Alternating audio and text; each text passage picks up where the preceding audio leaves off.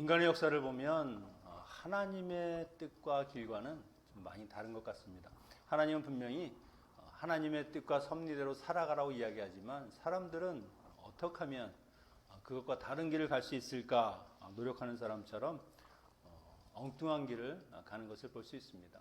성경에서도 마찬가지죠. 하나님께서는 분명히 인간들을 사랑하시고 그가 정말 죽음의 길이 아니라 생명의 길을 갈 수 있도록 말씀하시고 타이르시고 그것도 안 되면 징계를 하시는 것이죠. 이것이 사랑의 아버지이시기 때문입니다. 자신이 택한 이스라엘 백성들이 결국 하나님이 돌아오라는 말씀을 그렇게 함에도 불구하고 돌아오지 않을 때 하나님은 그들을 징계하고 심판할 수밖에 없는 것이죠. 하지만 오늘 이사야의 그 말씀을 보면 그런 심판 가운데서도 하나님은 분명히 하나님의 백성들, 남은 자라고 하는 사람들을 통해서 하나님의 일들을 계속해서 이루어 가신다는 겁니다. 언제나 자신을 믿는 사람들, 고난 가운데서도 그들을 구해내시고 지키시며 끝까지 하나님의 자녀들을 구원한다 하는 것을 보여주시는 것이죠. 이런 남은 자의 사상이라는 것에 대해서 우리가 한번 같이 묵상하면서 오늘 이 시대를 살아가는 우리들 어떤 모습으로 어떻게 살아가야 하는가 하는 것을 같이 묵상해 보고자 합니다. 1절에 보면 그날에 라고 되어 있죠. 이것은 하나님의 징계로 사용되었던 그 도구였던 아수르가 멸망하는 날입니다. 하나님은 분명히 세계의 많은 나라들을 세우시고 때로는 허무시면서까지 이 역사를 주관하고 다스리는 하나님이 힘주시고 능력 주시고 그들을 도구로 사용하시는 겁니다. 바벨론도 그렇고 아수르도 그렇고 로마 역시 마찬가지라는 것이죠. 그런데 아수르는 그것이 자기의 능력, 자기가 명철한 것 그것으로 인해서 된 줄 알고 그 힘을 자랑하는 교만한 자들이 되는 겁니다. 하나님께서 경계를 정하셨음에도 불구하고 그것을 넘어서서 필요 이상으로 사람들을 압제하고 핍박하는 일에 자기의 힘을 쓰는 것이죠. 그것이 하나님 보시기에 좋지 않은 겁니다. 하나님께서 그래서 그들을 내가 허물겠다, 멸망시키겠다. 이 세상에 하나님을 대적하는 사람이든 국가든 세상에 어떤 힘이든 결국은 그들은 멸망할 수밖에 없는 겁니다. 또한 이날은 남유다 사람들이 자기가 그렇게 의지하고 공을 들였던 이 아수르라고 하는 나라에 대해서 점령을 당하는 거의 멸망의 위기까지 도달하는 날입니다. 이것을 통해서 그들은 생각하는 것이죠. 내가 얼마나 수고하며 애쓰며 인간적인 방법을 썼던 것이 허무한 것인가. 아무짝에 쓸모없는 일을 내가 했구나. 헛된 것을 의지하는 그들의 삶이 얼마나 잘못된 것인가 하는 것을 깨닫는 그런 날이 바로 그날이라는 겁니다. 이사야의 예언대로 하나님이 분명히 그들을 진멸할 것이고 너희는 그들에 의해서 멸망하지 않는다 하신 그 말씀을 그들이 눈으로 목격하는 것이 바로 이 그날이라는 겁니다. 하나님을 떠난 사람들의 최후의 모습, 그것이 바로 이날 모든 것을 보여주는 것이죠. 우리에게도 이런 날들이 있죠. 아, 이제 죽었구나. 이제 다 끝났구나. 그런데 그런 날들을 되돌아보면 오히려 우리의 인생을 다시 되짚어보고 내 삶이 어떠한 것인가를 보면서 새로운 날들을 기획하는, 새로운 날을 준비하는 인생의 역전의 날이 바로 그날이었다는 겁니다. 하나님의 심판이 있는 날이지만 한편으로는 내가 새로운 삶을 살아갈 수 있는 가능성으로 충만한 날, 하나님의 구원이 시작되는 날이죠. 그런 전환점에 하나님께서 자기 백성들을 위해서 한 가지 일을 준비하십니다. 바로 20절, 21절에 보면 이스라엘의 남은 자와 야곱 족속의 피난한 자들이 하나님께로 돌아올 것을 말씀하고 계시는 것이죠. 이 남은 자 사상은 굉장히 중요합니다. 이사야서를 쭉 보시면 이 남은 자, 그루터기, 거룩한 씨 이런 말이 얼마나 반복되는지 모릅니다. 또한 사도 바울도 이 남은 자라고 하는 것에 대해서 또 11장 거기에서 상세하게 기록되어 있죠. 특별히 자신의 장남으로 지어진 이 이사야의 아들 스룹 야술, 스알 야술이라는 이름, 남은 자는 돌아오리라, 그 이름이었습니다. 그러면 하나님이 구원하실 남은 자는 대체 어떤 사람들인가? 어떤 사람들이길래 이렇게 하나님께서 반복해서 남은 자를 이야기하시는가? 이들은 하나님을 전적으로 의뢰하는 사람들입니다. 20절에 보면 거룩하신 자 여호와를 진실이 의뢰하리니, 진실이 의뢰한다. 다른 세상의 모든 그 가능성, 내 인간적인 방법, 이것을 완전히 배제하고 오직 하나님만을 바라보면서 산다는 겁니다. 당시에 북이스라엘 그리고 아람 동맹국이 침입할 때 바로 이 아하스는 상당히 위협을 느끼는 것이죠. 그때 하나님 대신에 힘이 강해 보이는 아수르를 선택합니다. 그에게 조공을 하고 그가 원하는 대로 다 갖다 바치고 성전의 금이라도 캐어서 그에게 다 보냈습니다. 하나님을 그렇게 섬겼으면 얼마나 좋았겠습니까? 그런데 그는 하나님이 아니라 힘으로 지배하는 세상의 방법, 그것을 가지고 그의 인생, 그가 가진 문제를 지금 해결하려고 하는 것이죠. 하나님을 신뢰한다는 것이 때로는요, 우리가 보기에 가장 나약한 것처럼 보일 수 있습니다. 그게 맞는 것일까? 내가 알아서 하는 것이 훨씬 더 믿을 수 있는 것 아닌가? 그래서 하나님을 전적으로 신뢰하면 반드시 필요한 것이 포기라는 것을 해야 되는 겁니다.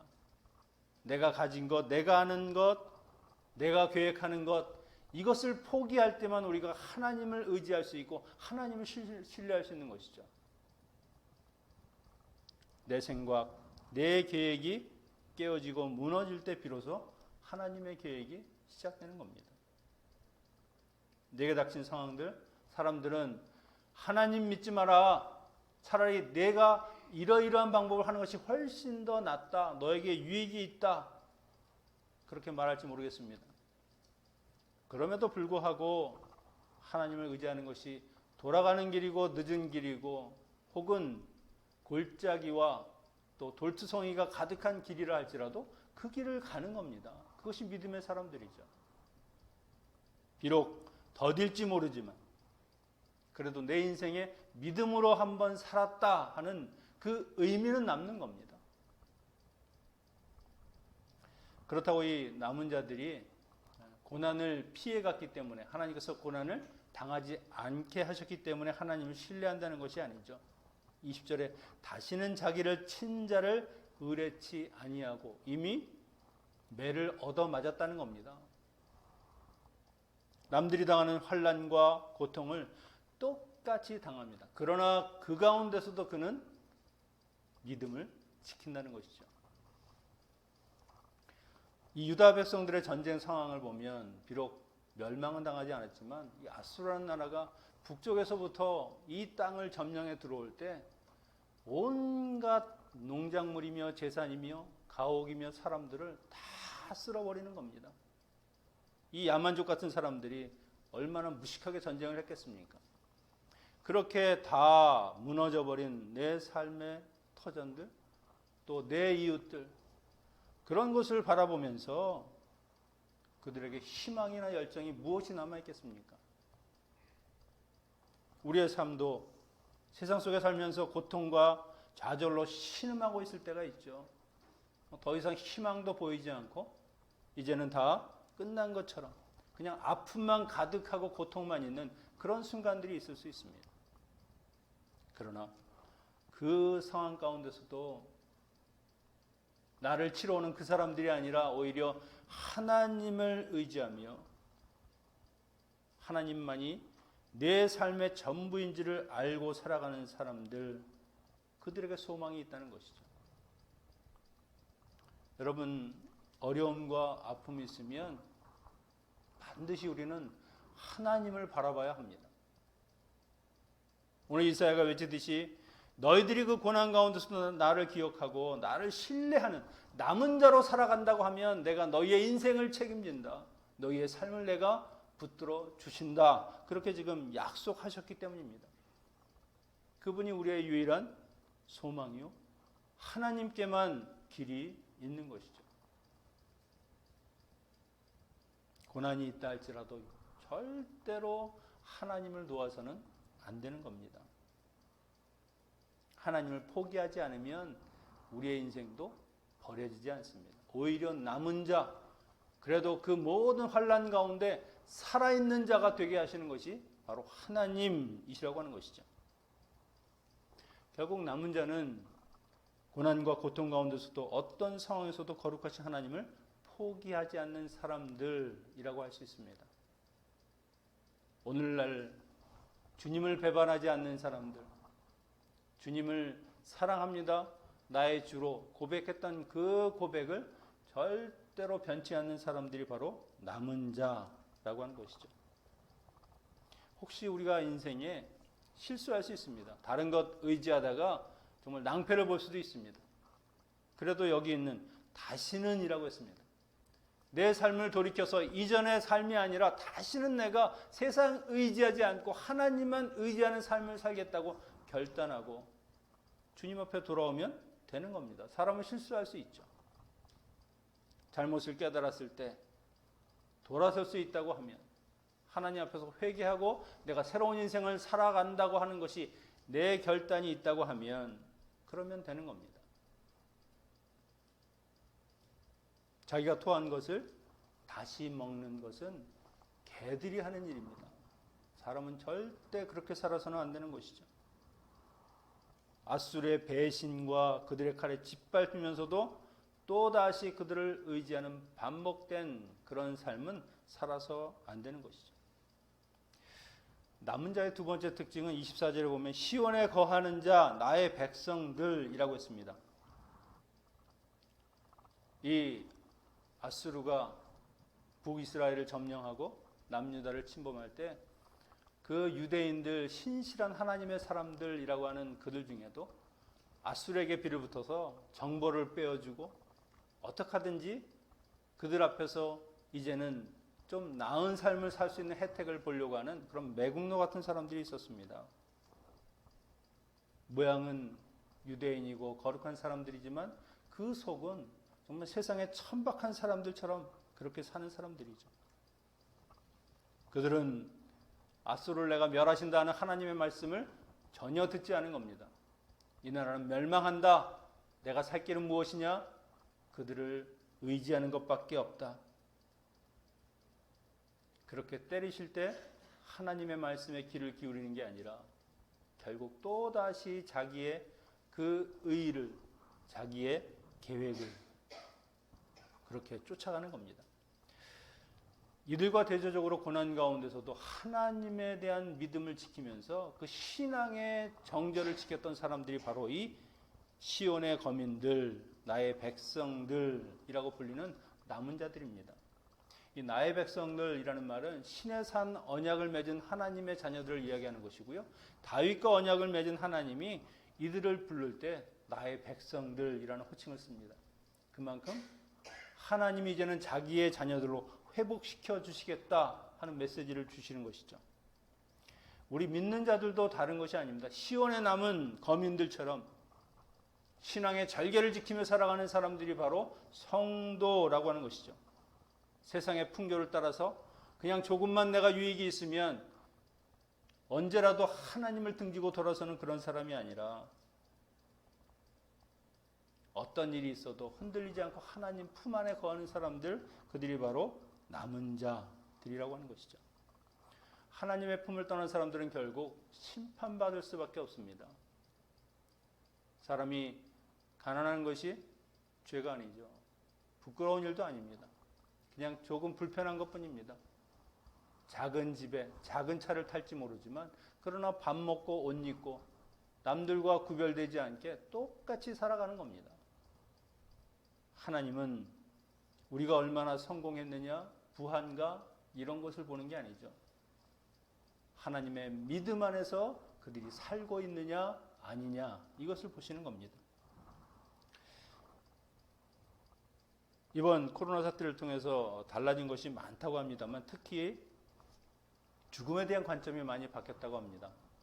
젊은 사람들은 나는 아직 젊으니까 죽는다 아직 멀리 있는 먼 훗날의 일이라고 생각했었는데 매일 들려오는 소리들을 들으면서 또 주변에 자기 친구들이나 누가 죽음을 당하는 이런 일을 겪으면서 죽음이라는 것이 나의 일이 될 수도 있다라는 생각들을 하는 것이죠.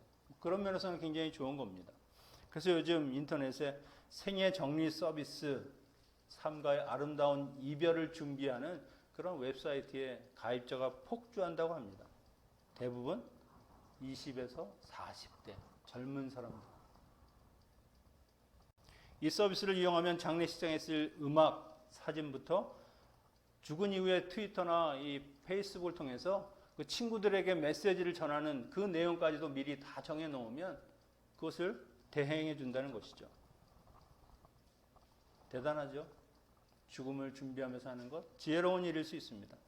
하지만 이것보다 중요한 것은 죽음 이후에 장례식을 어떻게 치를 거냐 하는 것이 아니라 죽음 이후에 내가 살아갈 영원한 생명의 길, 그날을 내가 어떻게 준비할 것인가 하는 것이죠.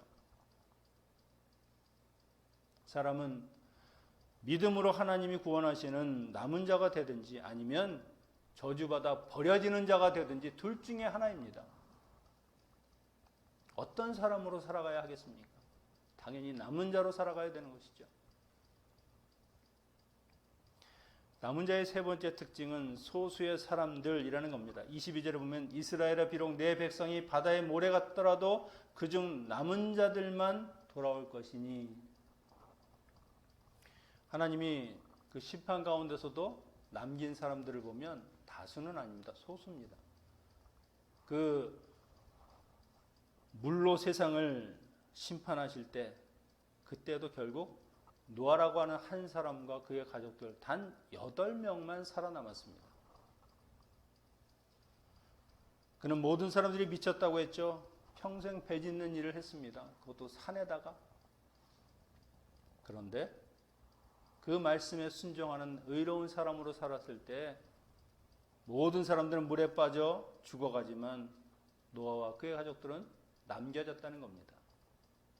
모세는 애굽에서 이스라엘 남자 어린아이들이 다 죽어갈 때 하나님이 특별히 혼자 갈대 상자에 담겨서 남은 자로 세상에 나왔습니다.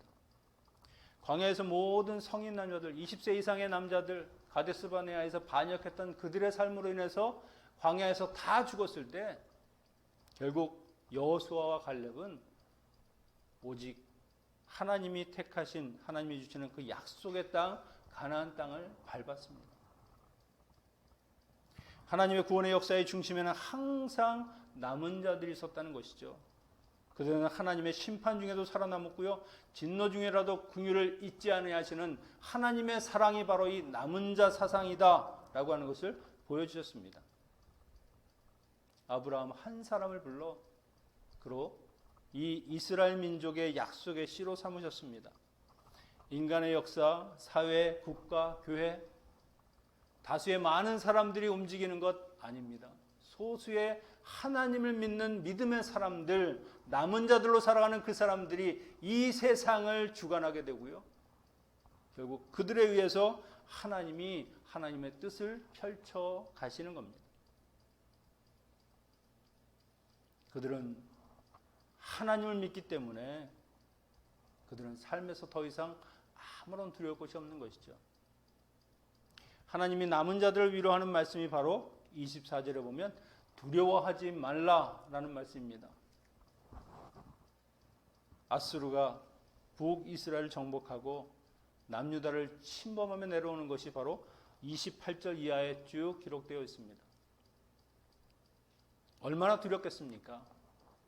예루살렘 성 바로 앞에 이제는 그냥 몇 발자국만 넘으면 예루살렘 성이 함락되는 그 순간까지 그들이 목격했을 때 하나님은 두려워하지 말라는 겁니다. 내가 한다. 코로나로 인해서 모두 걱정과 두려움이 있습니다. 하나님이 이런 모습을 보시면 뭐라고 말씀하실까?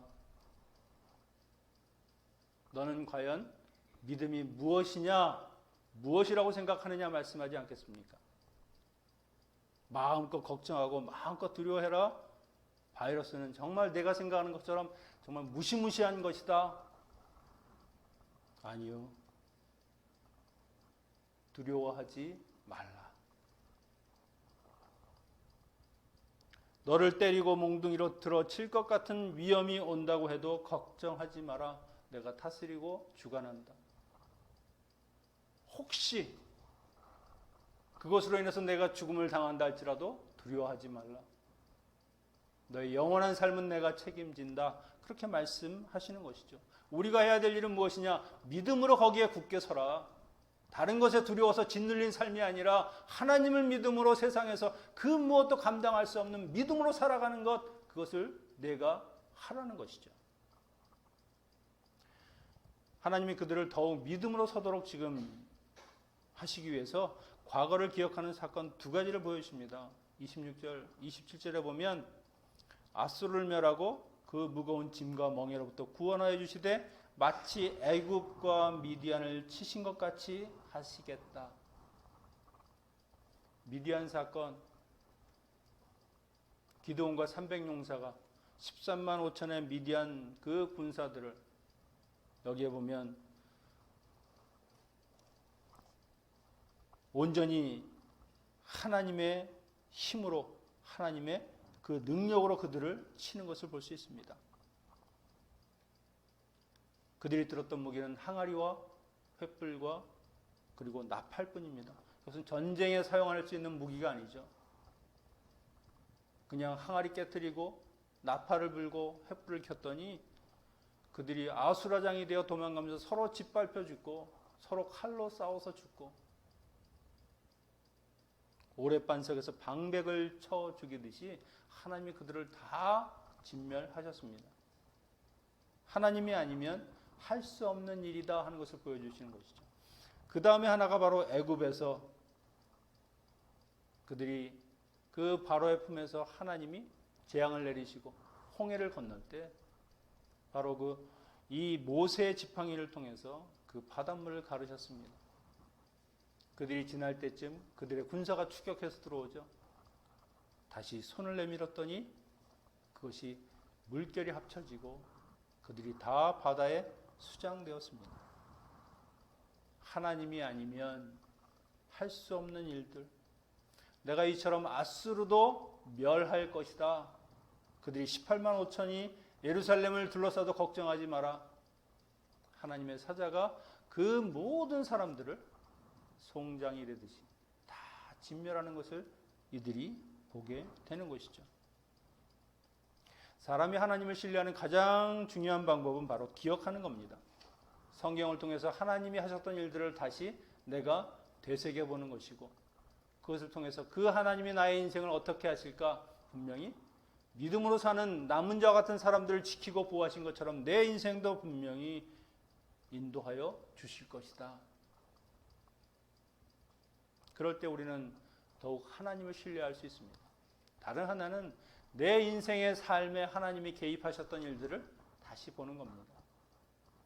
그런 시간들을 되새겨보면 아프고 고통스러운 일이죠. 눈물부터 날 겁니다. 하지만 그때 나와 함께 하셨던 그 하나님, 그 힘든 시간을 지나가게 하신 그분이 오늘도 나와 함께 하시고 내 인생의 남은 날들도 같이 하심으로 말미암아 하나님이 이 땅 가운데 믿음으로 살아가는 그 일을 하게 하신다는 것이죠.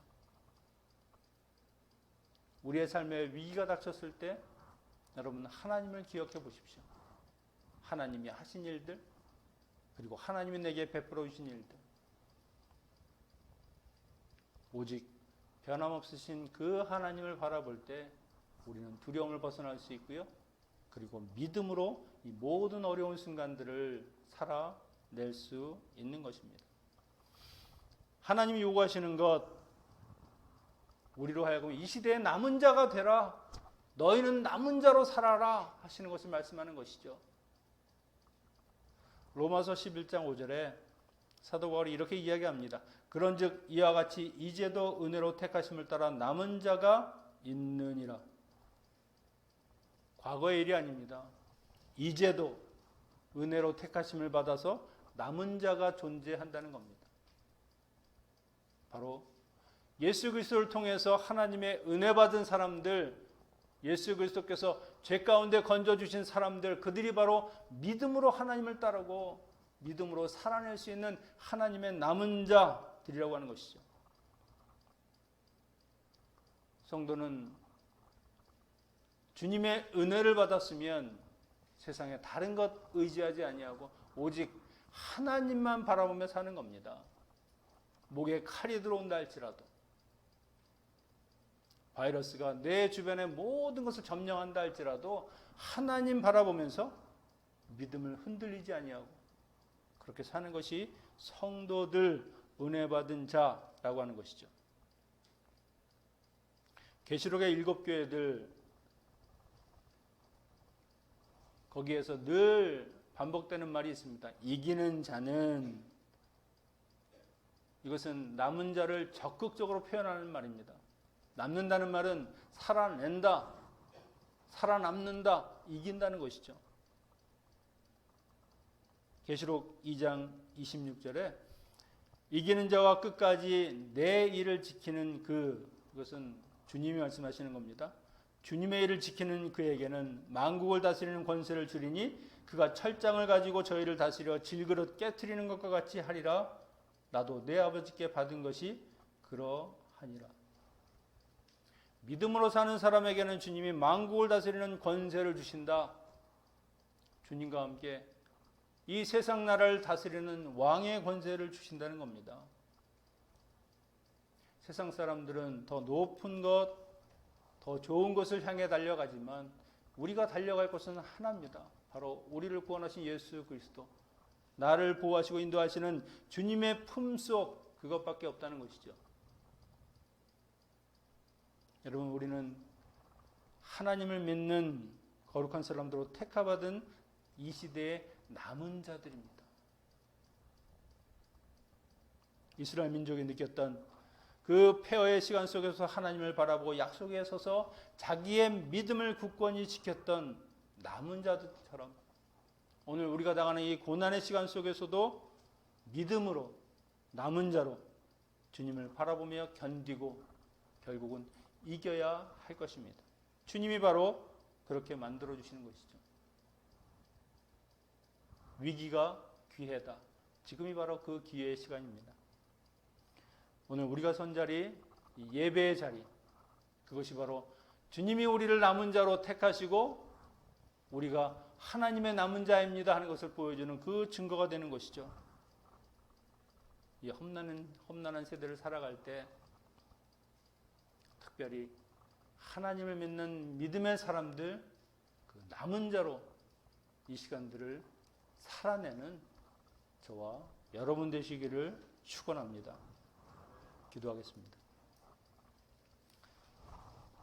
온 세상을 다스리시고 통치하시는 아버지 하나님, 우리를 고난 가운데서도 믿음을 지키는 남은 자로 살게 하심을 감사를 드립니다. 주님의 이 은혜의 자리에 항상 서게 하시고 하나님이 주신 남은 자의 축복을 누리며 기쁨으로 살아가게 하여 주시옵소서. 우리와 늘 함께 하시는 예수 그리스도의 이름으로 기도하옵나이다.